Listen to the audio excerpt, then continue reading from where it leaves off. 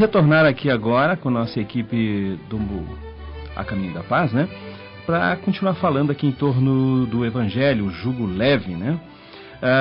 Tomais meu jugo sobre vós e aprendei de mim, que sou brando e humilde de coração. É Jesus que está falando, ele está dizendo, né, que ele é humilde, e aprendei de mim. Ele está dizendo aí que nós deveríamos aprender com ele esse ensinamento, né, Paulo? Sim. E esse jugo que ele está falando ali, ele seria assim, ó, como se a gente fosse a observância da lei divina, né? Ou a obediência da lei divina.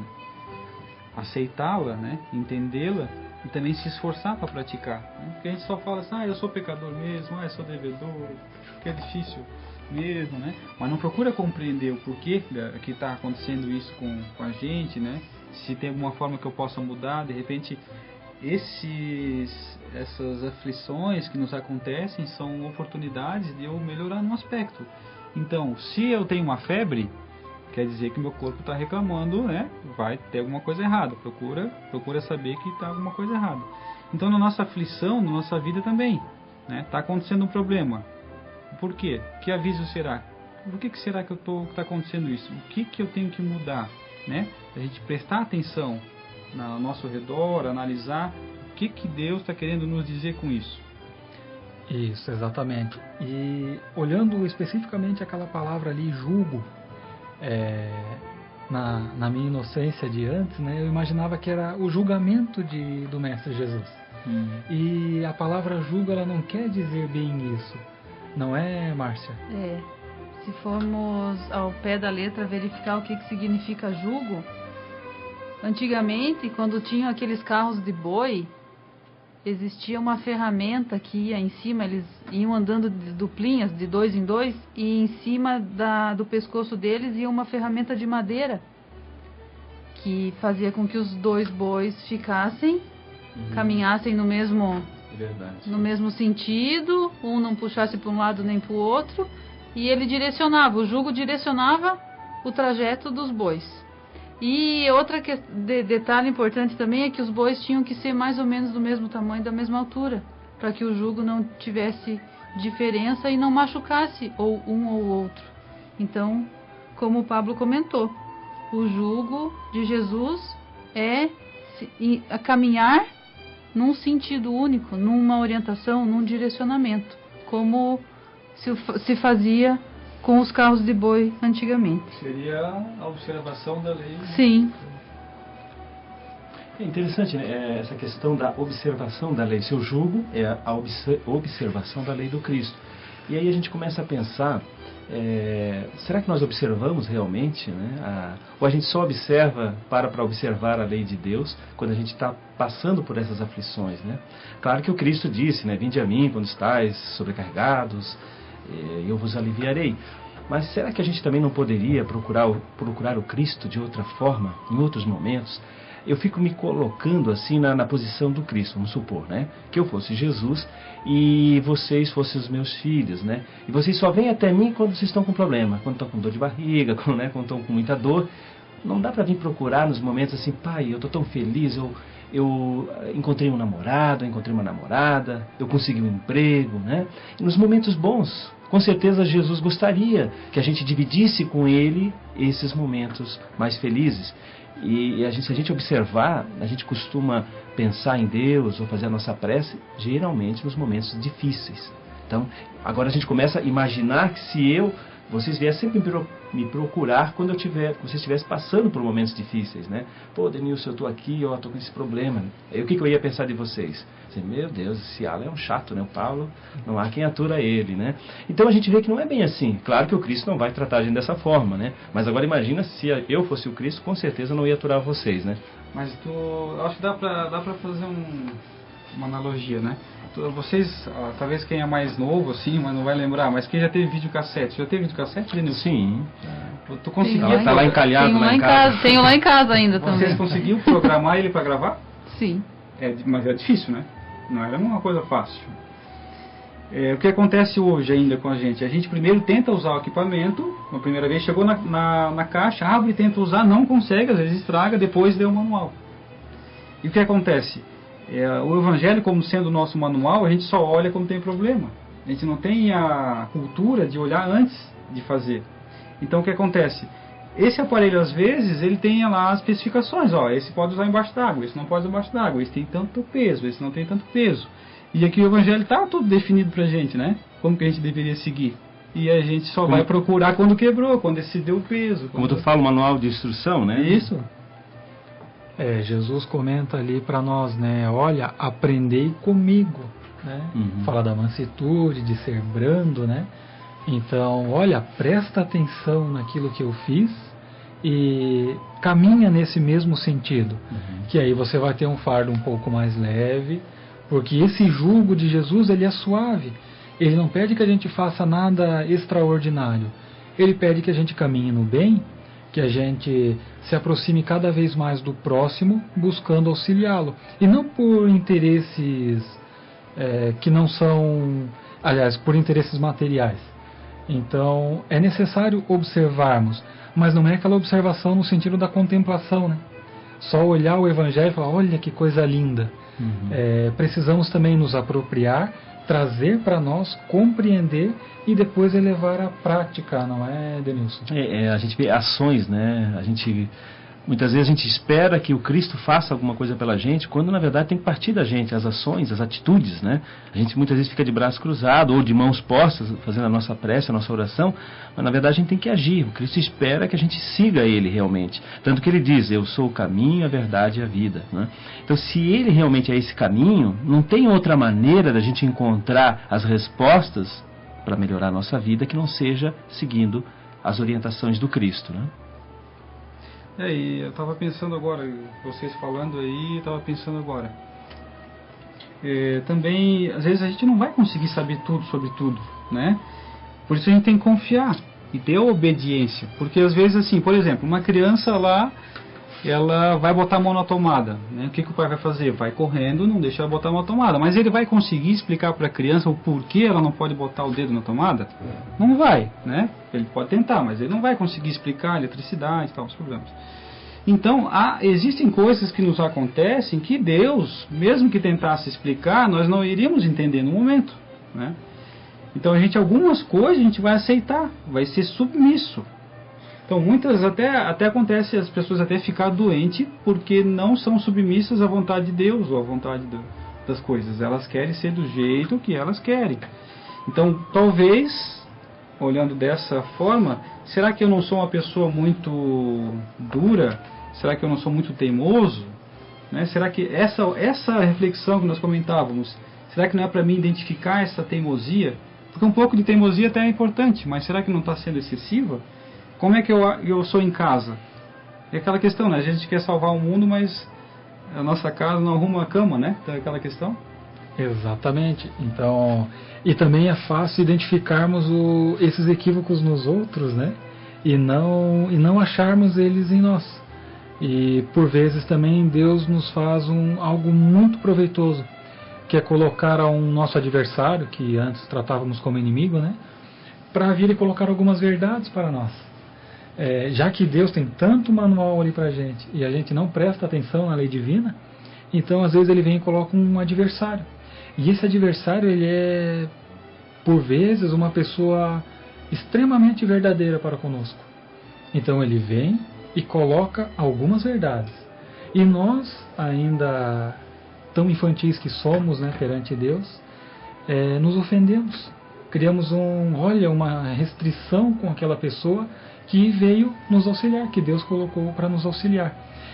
Tem um trecho ali também que fala no Evangelho ali de repouso. Então quer dizer que nós vamos ficar parados, sem fazer nada, Márcia? Não, é bastante trabalho, né? Jesus nos convida a trabalhar. Como foi comentado há pouco, que Ele não veio e prometeu retirar de nós simplesmente os problemas.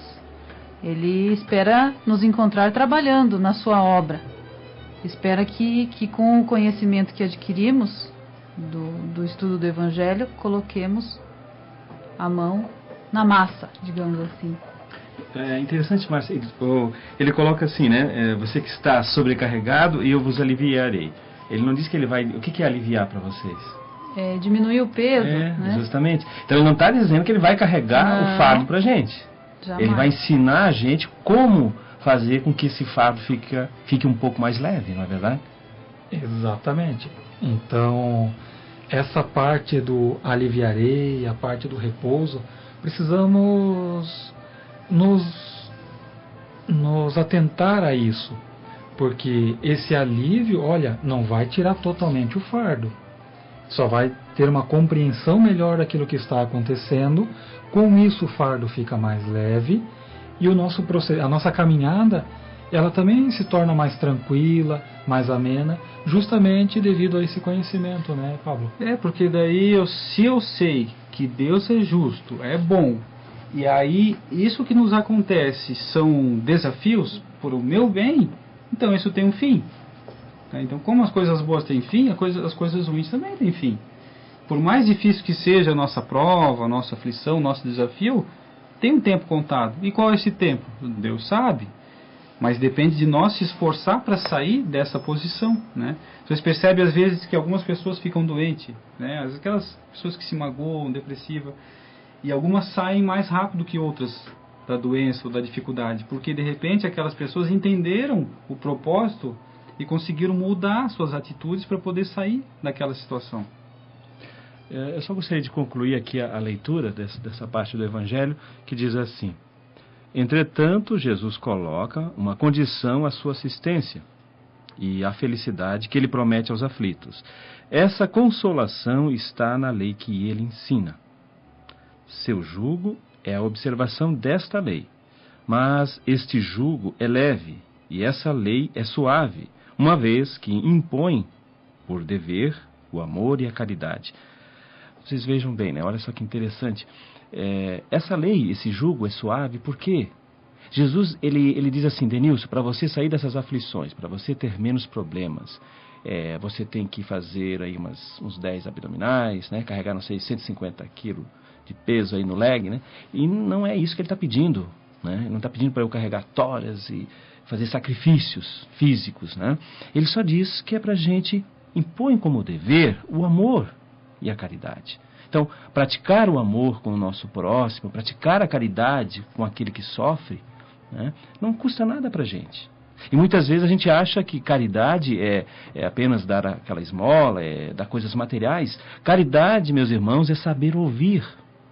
Ouvir o nosso vizinho, ouvir a nossa vizinha, ouvir aquele cunhado chato, né, de repente, que a gente não gosta de ouvir, né? E às vezes a gente tem aquelas pessoas, meu Deus, lá vem aquele chato de novo.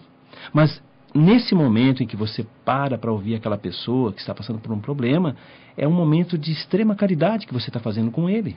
E você muitas vezes, às vezes até a pessoa está passando por um momento, até com ideias de suicídio, né? E de repente aquele momento que você conversa com a pessoa, você conforta ela sai daquela sintonia ruim, de negatividade, né? De aflição, e aí ela acaba despertando para Jesus. Então nós vamos, já que nós estamos aqui encerrando, né, essa parte aqui do comentário do Evangelho, a gente vai passar agora para trazer para vocês, aqui ouvintes da Rádio Central FM, o 7 Minutos com Emmanuel, né? A gente vai ver aqui Haroldo Dutra Dias conversando com a gente, com todos nós aqui, sobre José da Galileia.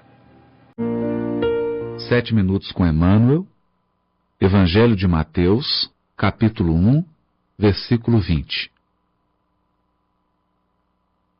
Livro Levantar e Seguir, psicografado por Francisco Cândido Xavier, ditado pelo Espírito Emmanuel, capítulo 9, intitulado José da Galileia. E projetando ele isto, eis que em sonho lhe apareceu um anjo do Senhor, dizendo: José, filho de Davi, não temas receber a Maria. Mateus, capítulo 1, versículo 20. Comenta o benfeitor.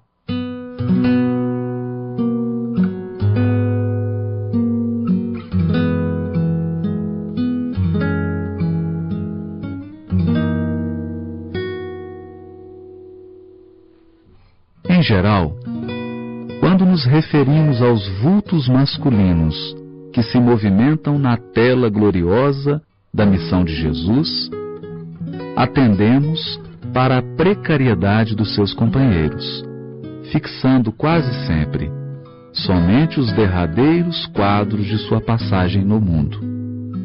É preciso, porém, observar que, a par de beneficiários ingratos, de ouvintes indiferentes, de perseguidores cruéis e de discípulos vacilantes, houve um homem integral que atendeu a Jesus, hipotecando-lhe o coração sem mácula e a consciência pura.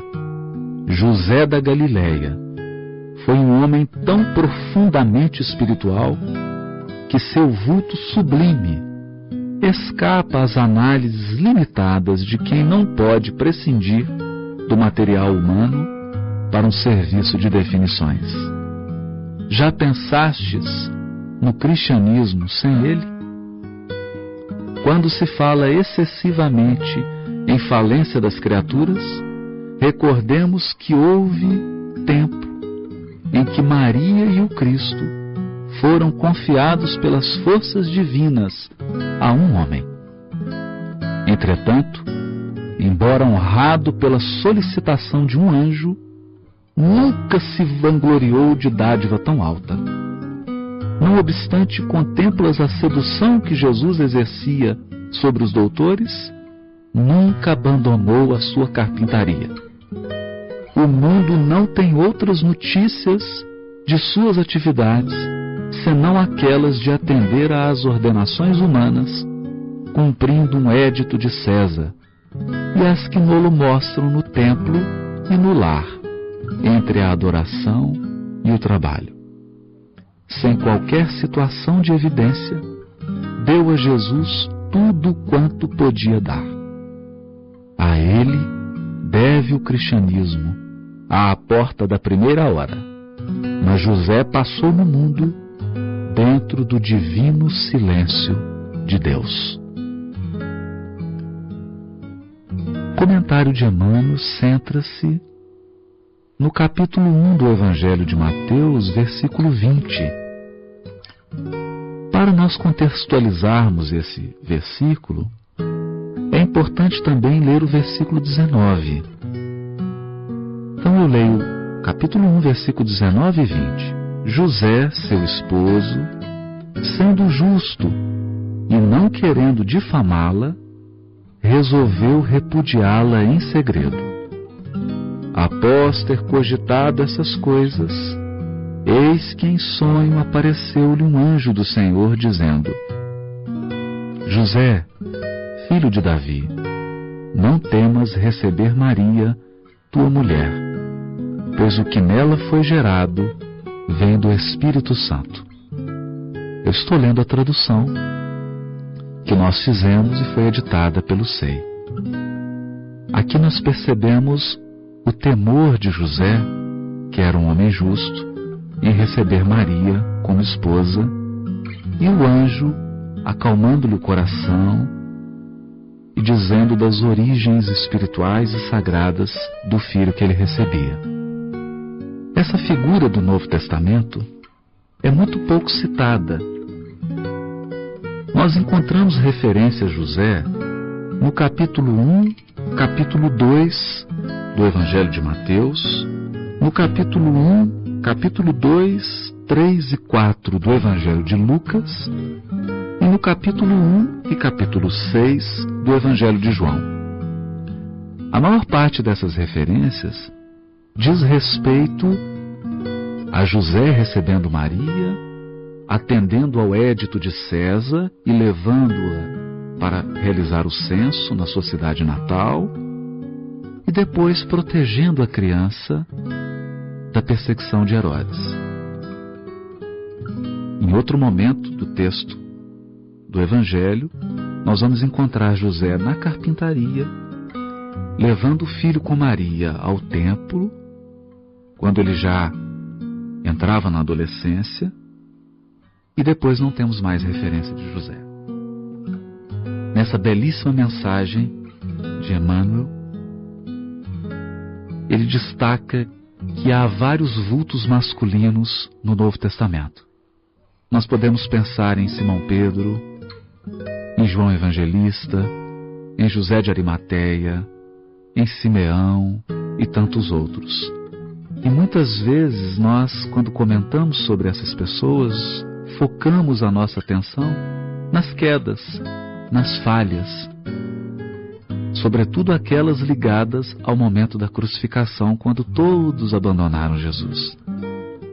Mas aqui diz Emmanuel que é preciso voltar o nosso coração para um homem integral. José da Galileia. Diz Emmanuel que ele foi tão profundamente espiritual que o seu vulto sublime escapa à análise humana. Não há material historiográfico sobre José da Galileia. Muito pouco nós sabemos sobre ele. Mas o que nós sabemos, e essa é a beleza da mensagem de Emmanuel, que houve um tempo que o Criador e os espíritos que dirigem o nosso sistema solar entregaram a esse homem, José da Galileia, Maria e o menino Jesus. Todo o futuro do Evangelho, todo o futuro da missão do Cristo esteve um dia nas mãos desse homem. E como José é um símbolo da ação de Deus no Evangelho, diz assim Emmanuel, que ele passou no mundo dentro do divino silêncio de Deus. Porque Deus age em silêncio, sempre se oculta, nunca aparece, nunca se destaca.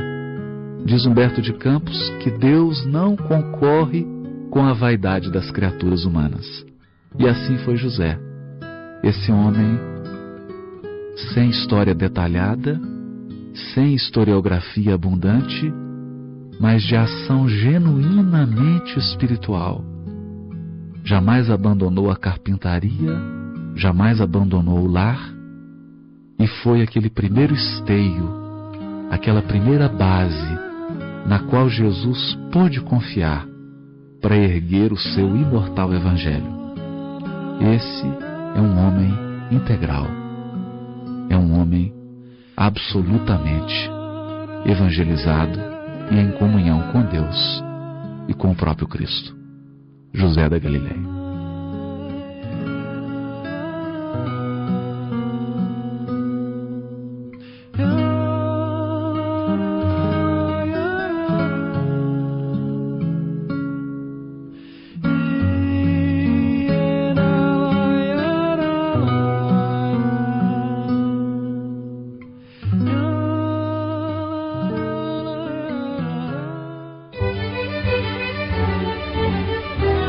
Certo, então, foi aí Haroldo Dutra Dias com José da Galileia. Encerrando então o nosso programa hoje, A Caminho da Paz.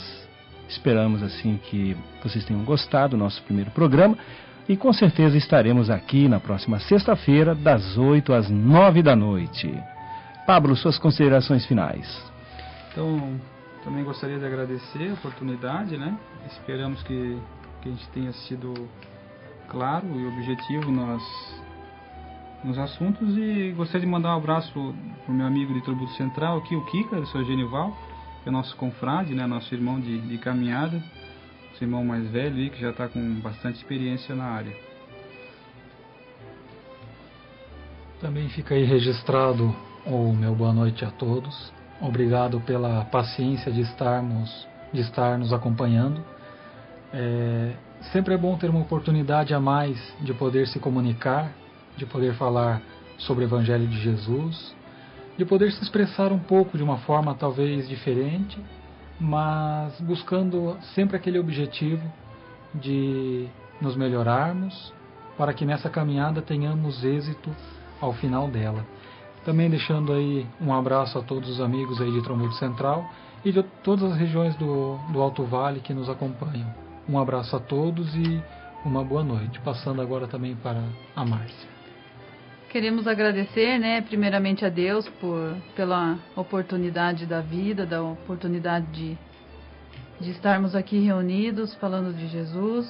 Agradecer a oportunidade do pessoal aqui da rádio, que sempre nos apoia e nos atende com tanto carinho. Um abraço a todos que estão ouvindo e até a próxima sexta, se Deus quiser. É isso aí, então, estamos encerrando o nosso programa de hoje, A Caminho da Paz, prometendo voltar na próxima sexta-feira. Gostaria também de mandar um abraço pessoal de Rio do Sul, pessoal de Ibirama, né? De repente os nossos amigos que depois vão ouvir esse programa, e que todos tenham uma ótima noite, um ótimo final de semana, e que com certeza estaremos todos juntos.